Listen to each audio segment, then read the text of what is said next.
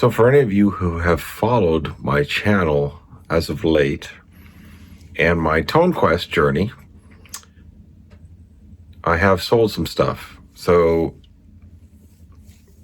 I was debating to sell HX Stomp, Sonic Cake Matrix, Boss IR2 pedal, Pod Go, and we had ToneX 1 in the mix, I think. So here's what happened. I sold the HX Stomp and I sold the Boss IR2. So I kept the ToneX 1 and Pod Go, and if you've seen a couple of the recent videos, obviously I have them, and make them work together, and they sound great.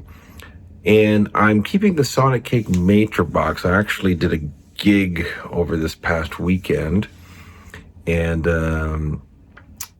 it's a house band type of situation, and we usually provide another guitar amp, but the person who usually brings it, whatever, they forgot, that's okay, didn't bring it. So I said, well, no, I'll bring my Matrix, hook it in the PA, and it works great. So it's a great little tool.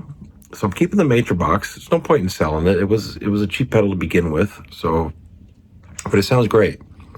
It sounds great, and if you dial it in just ever so sweetly, it can do the trick. So, but my main digital stuff now is Pod Go with the ToneX 1 in the loop, and I've done some videos on it, and it just allows for more capabilities to open up your Pod Go.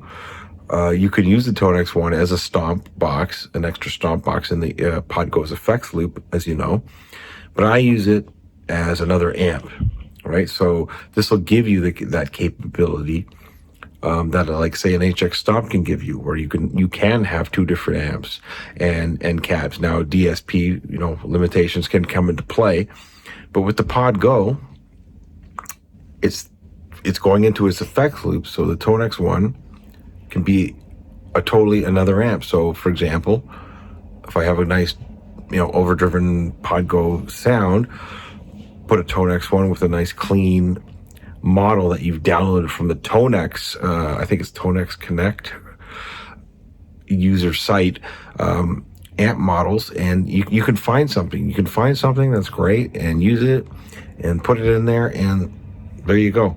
So instead of spending, like, say, a couple of thousand, I'm in Canada, so like a Helix floor would run us about $2,000 up here.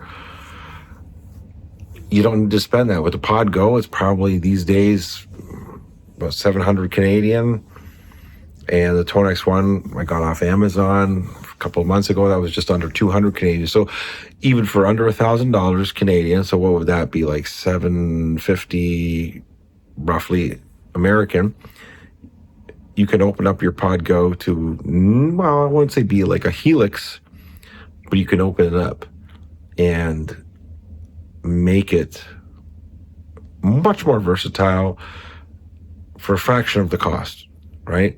So there's still limitations, but it depends on your uses, right? So that's my update. So I did get rid of the Boss IR2 pedal because that works the same to me as the ToneX 1, right? It's just like nothing wrong with the Boss IR2 pedal. Just maybe more limitations than the ToneX 1, right? The Boss IR2, I think that you could have 10 different amp models.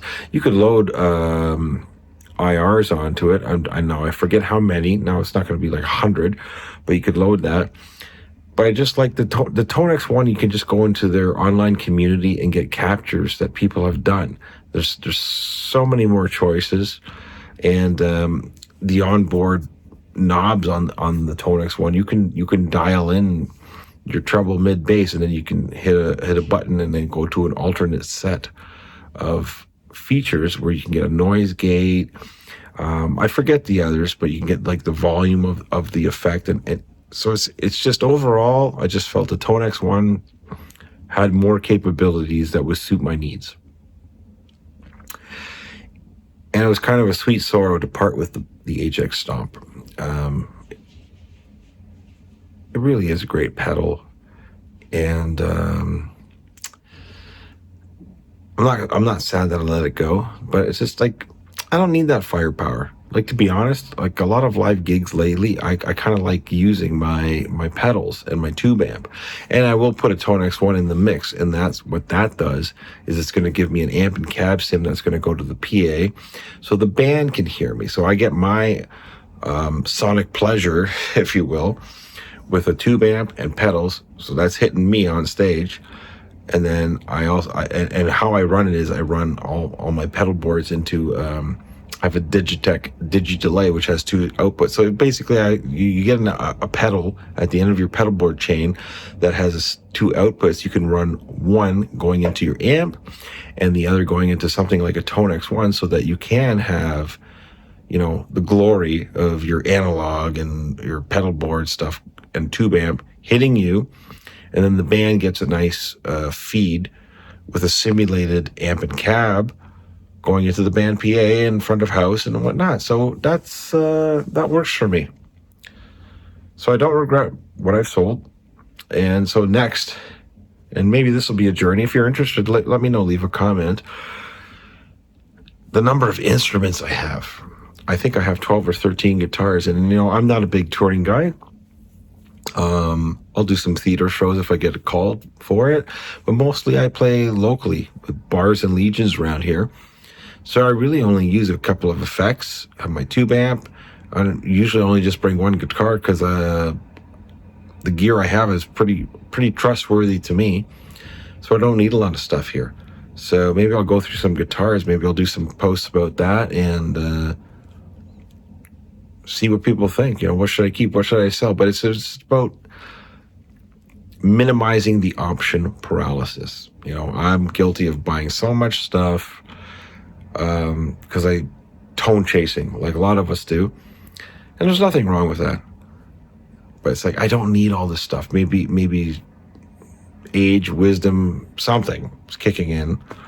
Just saying, like, get rid of those too many options and get back to playing. Let's play some more and stop fussing about gear so much. Anyways, guys, that's just I was going to say a quick update, but this video is probably getting longer than it should be. So have a good holiday season, whatever you celebrate.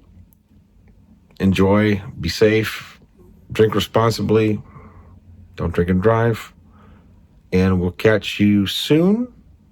In the meantime, check out this video.